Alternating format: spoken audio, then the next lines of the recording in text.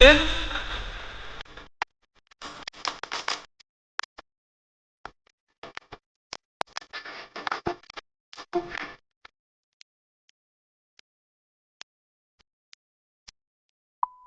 Friend, welcome back to my channel Khilli Baaz.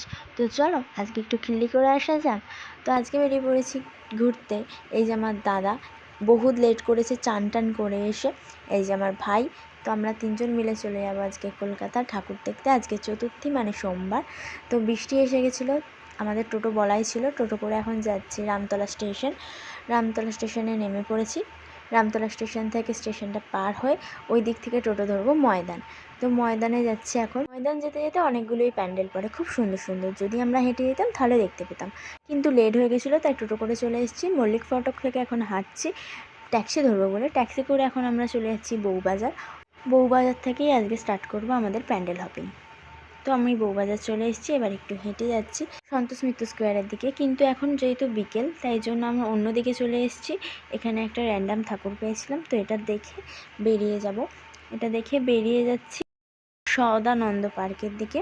তো Sadananda club বলে something, তো ওইটা দেখতে ঢুকেছি। এটাও খুব সুন্দর করেছিল, ভেতরটা পুরো আসন দিয়ে ঘিরে ছিল। আর এই হচ্ছে প্রতিমা। তো আমরা প্রতিমা দেখে বাইরে বেরিয়ে গেলাম। বাইরে গিয়ে দেখি এখানে মেলা বসেছে। যেহেতু আমরা কিছু খাবো না তাই বেরিয়ে গেলাম সোজা পথে। সোজা হাঁটতে গিয়ে দেখি চৌরাস্তা, সেখান থেকে বাঁ দিকে বেঁকে চলে গেলাম আদিবাসী বিন্দুতে। তো ওখান থেকে একটু গলির ভেতর ঢুকলেই পেয়ে যাবে তুমি প্যান্ডেলটা। এই যে হলো প্যান্ডেল, আর এর ভেতরেই আছে প্রতিমা। এই যে প্রতিমা খুব সুন্দর করেছিল। ওখান থেকে বেরিয়ে আমরা যাব এবার কলেজ স্কোয়ারে। কলেজ স্কোয়ারে চলে এসেছি। ভীষণ ভিড় ছিল কলেজ স্কোয়ারে। আমরা ভিড় ঠেলে ঢুকতে ঢুকতে ভাবছি প্যান্ডেল কোথায়। তারপর দেখতে পেলাম লাইটিংটা। আমরা জানতামই না যেখানে স্ফিয়ারের মতনই কিছু একটা করেছে। তো ভাগ্যে সন্ধ্যের দিকেই এসেছিলাম, নাহলে ভেবেছিলাম এটাই ফার্স্টে কভার করব। তারপর ওখান থেকে বেরিয়ে গেলাম প্রতিমার দিকে। প্রতিমা দর্শন করে বাইরে বেরিয়ে যাব। খুব সুন্দর করেছিল। এখান থেকে বাইরে বেরিয়ে যাচ্ছি। তার আগে একটু গলা ভেজানো যাক। তো গলা ভিজিয়ে বেরিয়ে পড়লাম আবার হাঁটা পথে। তো সোজা হেঁটেই চলে গেলাম আরেকটা প্যান্ডেলের দিকে, কিন্তু এখনও ঠাকুরই আসছে না, আজকে যেহেতু চতুর্থী তাই জন্য। ওখান থেকে ডান দিকে বেঁকে গেলেই সোজা পথে চলে যাব এমডি আলি পার্ক। এই হলো এমডি আলি পার্ক, একদম চৌরাস্তার মোড়েই পড়বে। ওখান থেকে চলে গেলাম প্রতিমা দর্শনের কাছে। অতটাও ভিড় ছিল না, তবে ছিল। এই হলো প্রতিমা, খুব সুন্দর করেছে। তারপর বাহির পথের দিকে এগিয়ে আসলাম, কিন্তু বাহির পথে গিয়ে দেখি আমাদের অনেকটা ঘুরতে হবে আবার ব্যাকে যাওয়ার জন্য। তাই আমরা ক্রস ধরে ওই পারে চলে গিয়ে আমরা সোজা হাঁটতে লাগলাম। আবার বহুত হেঁটেছি, কারণ হাঁটা পথেই কলকাতা ঘুরতে হয়, তবেই সব ঠাকুর দেখা যায়। তারপর এখানে দেখলাম একটা র্যান্ডাম ঠাকুর, এটাও খুব সুন্দর করেছিল। ওখান থেকে বেরিয়ে চলে গেলাম অন্যদিকে। রাস্তায় ঘুরতে ঘুরতে অনেক প্যান্ডেল তোমাদের চোখে পড়ে যাবে। এই প্যান্ডেলটার নাম ঠিক আমি ভুলে গেছি, কিন্তু এই প্যান্ডেলটাও খুব সুন্দর করেছিল। প্রথমে দেখে মনে হচ্ছিল যে সত্যি সত্যি ইটগুলো সাজানো আছে, তার উপর দিয়ে প্যান্ডেল হয়েছে, কিন্তু কাছে গিয়ে দেখছি না, এটা পুরোই সোলার। চারিদিকে বিল্ডিং মতো করা ছিল। আর এই যে প্রতিমাটাও খুব সুন্দর হয়েছিল।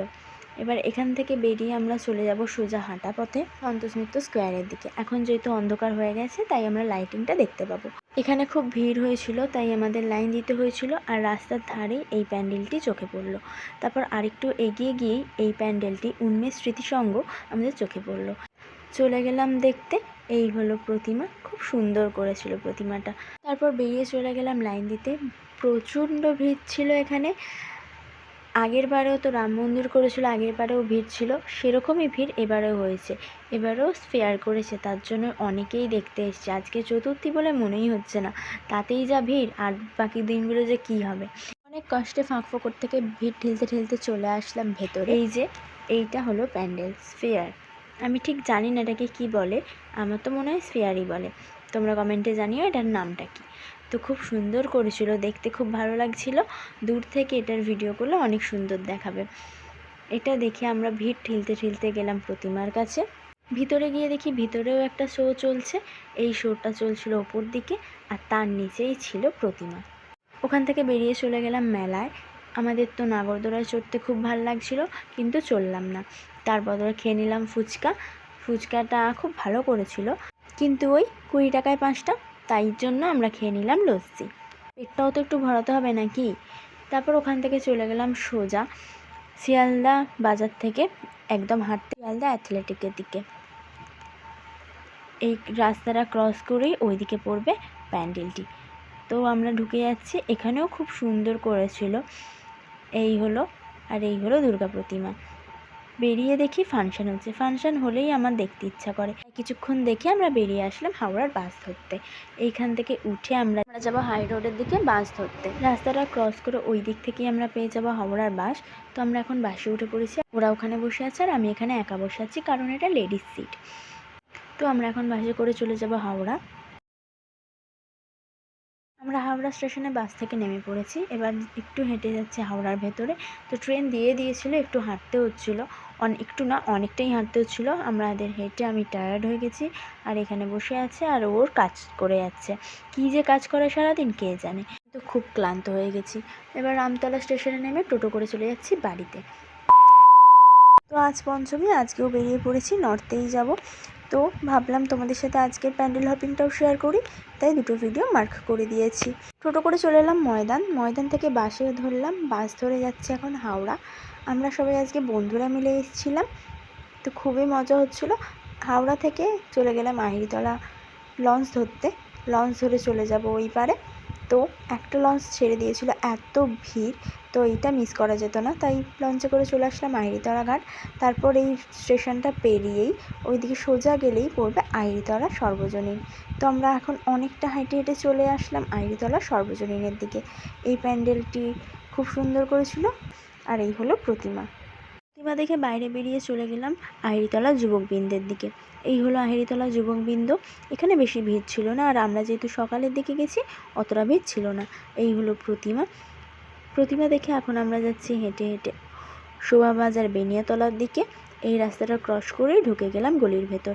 এই হলো ওখানকার প্যান্ডেল, যাত্রা দলের কিছু একটা করেছিল। আর এই হলো, দেখে মনে হচ্ছিল পেতলের ঠাকুর, আমি ঠিক জানি না। ওখান থেকে বেরিয়ে চলে যাচ্ছে এখন হেঁটে হেঁটে শোভাবাজার সর্বজনীনের দিকে। এখানের প্যান্ডেল এখনও কমপ্লিট হয়নি, বাট ঠাকুরটা খুব সুন্দর ছিল। একটু এগিয়ে এসেই আরেকটা র্যান্ডাম ঠাকুর দেখতে পেলাম, নামটা আমি ঠিক জানি না। ওখান থেকে এগিয়ে চলে গেলাম কুমোরটুলি পার্কের দিকে। এখানকার থিম ছিল রেডিও। আর এই হচ্ছে প্রতিমা। ওখান থেকে বেরিয়ে আমরা খেয়ে নিলাম লস্যি। আমার খুব ভালো লাগে, তাই খেয়ে নিলাম রোজ লস্যি। তারপর পেট না ভরায় আমরা চলে গেলাম ভারী কিছু খেতে। দুপুরবেলা যেহেতু ছিল, নিয়ে নিলাম মোমো। এতই বাজে খেতে ছিল যে কি বলবো, গলা দিয়ে কারোর নাম ছিলই না। যাই হোক করে খেয়ে আমরা চলে আসলাম কুমোরটুলি সার্বজনীনের দিকে। তো এটি হচ্ছে কুমোরটুলি সার্বজনীন। এর ভেতরে এই প্যান্ডেলটি ছিল, খুব সুন্দর করেছিল। আমরা এটা দেখে এখন বেরিয়ে গেলাম বাগবাজারের দিকে।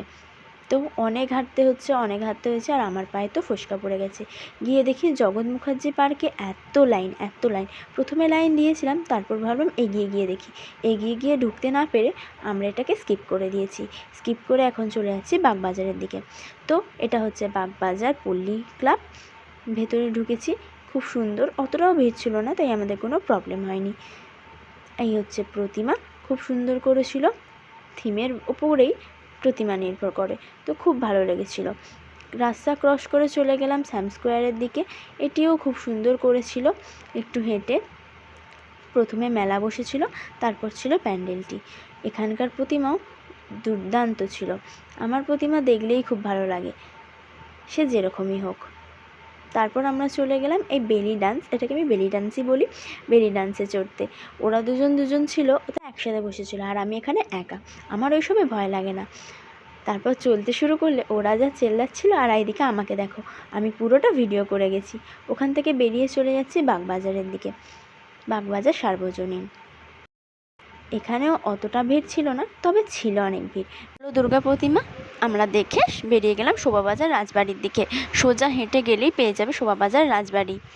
এইটা হচ্ছে শোভাবাজার রাজবাড়ি।